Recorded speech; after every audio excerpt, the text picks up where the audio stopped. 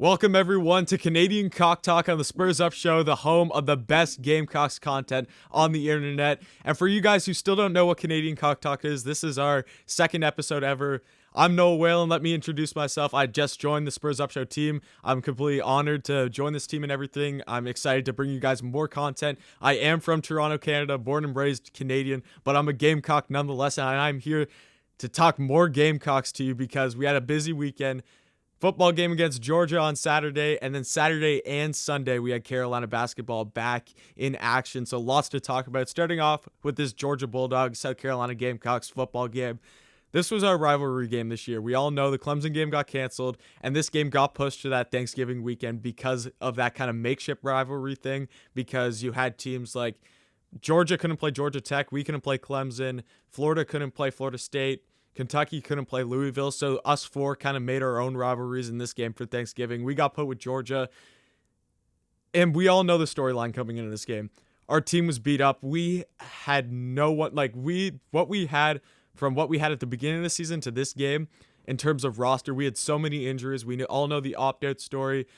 It was hard to field a team and everything just to let alone play this game, but I still think we all knew that it was going to be a long shot to win this game. We all had some kind of optimism going into this game because we had Luke Doty coming in as the quarterback. He actually played very well for the Gamecocks in this game. I think the biggest improvement for him was the arm.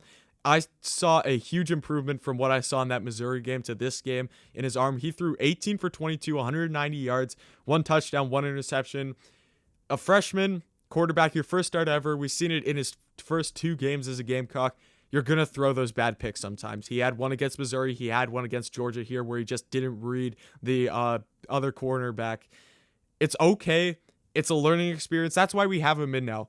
We're not expecting to go to the Natty this year. We're not even going to probably make a bowl game this year.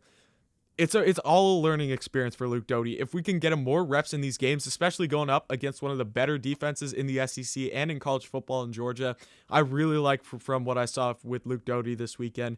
Nick Muse had a career night, 8 receptions, 131 yards, 1 touchdown. That was his first career touchdown for Carolina, so congratulations to him. And it was Luke Doty's first passing touchdown as a Carolina Gamecock. Great to see that. So we got a big future coming up on the offense. Obviously, the receiving is going to need some work because Shi Smith goes out. He's going to be gone this year. I heard Mike Bobo say that he's intended to move on from the Gamecocks this year. We're going to need, in the coming years, Luke Doty is going to need some guys to step up on wide receiver. We all know that.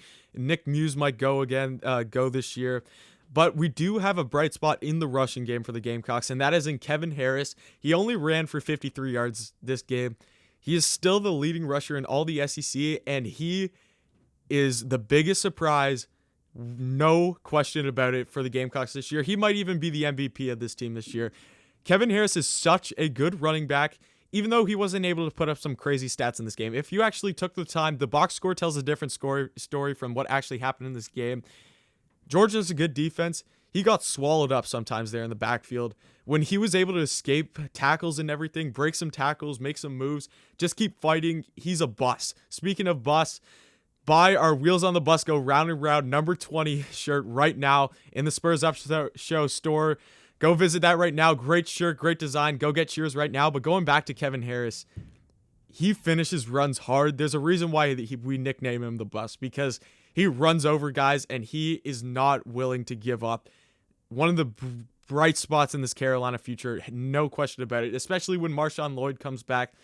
This offense, this rushing game is going to be very lethal for the Gamecocks in the coming years. So overall, the Gamecocks lose 45-16. We all expected it. Our defense was really beat up. Our offense was really beat up. But we had guys who went out there and put their hearts on the line. We were down 21-0 in the first quarter, and we didn't give up on the game. We went out there, we scored a couple points, we made some stops on defense. I give a huge round of applause to our whole team for that game, because we knew we were going to get out-talented, but we didn't get outworked. We didn't get out-efforted, if that's even a word.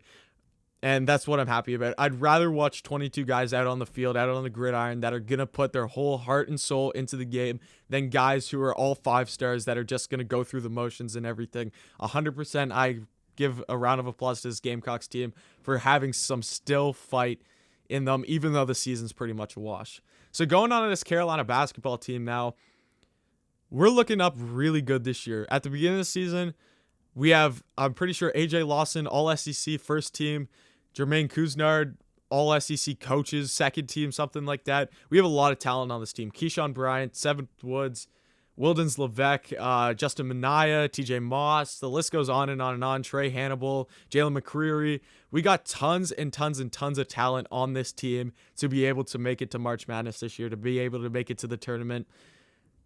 First game, we go up against Liberty. Now, Liberty's a good basketball team.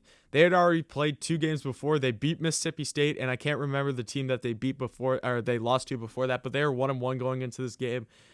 This was supposed to be our Coker game. We were supposed to have a game before this. This turned into our Coker game, where this was kind of our first game to get loose and everything on the court, because practice is always going to be different. It's always going to be different when you're playing against your own team rather than another opponent, because you're kind of familiar with the guys that you're playing against. Going up against a completely new opponent is something completely different.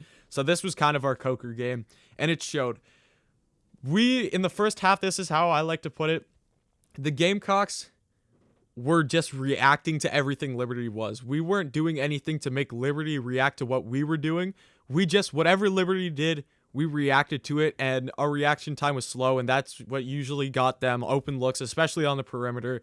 There was points in that game where they were just not missing threes. They were hitting everything they were shooting. We were just going through the motions in that game. No question about it. We go on as an 8-point favorite, lose by 16. It was a bad game. Gamecocks come out the next day in Kansas City, still in the College Basketball Hall of Fame Classic. We go up against Tulsa. Things kind of change. We play a much better game of basketball. I saw that identity of Carolina basketball come back. That hardworking, Frank Martin, good defense playing. The offense started to get a lot better looks. We started shooting the ball a lot better. Our guy Jermaine Couisnard put up 20 points in this game. AJ Lawson, my boy from Brampton, Ontario. He's from Toronto too. He put up 11 points, I'm pretty sure, in this game, or he put up 17 in this game. So we had lots of scoring production from our big guys in this game, which is what we needed.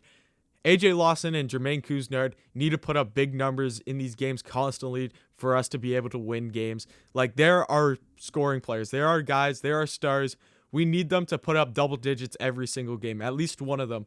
I like to have at least one guy over 15 plus in this game. Obviously, you're not going to have NBA numbers where guys are putting up 30 plus every game.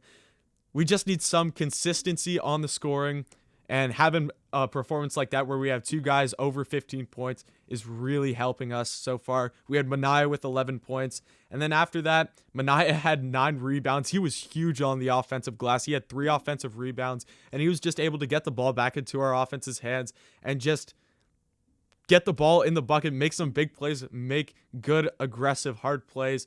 When we caught Tulsa sleeping off guard, that led to points. I know Jermaine Couisnard got a steal. He did miss a dunk on that. But still, you love to see the effort and everything, that we're not just sitting back and reacting to what they're doing. We're the ones going out and making the plays. And I think that was a big reason why you saw such a change from the Liberty game to the Tulsa game. And that's a reason why the Gamecocks were able to win 69-58 against the Tulsa Golden Hurricane. So thank you so much for watching this episode of Canadian Cock Talk, guys. Definitely come back next time.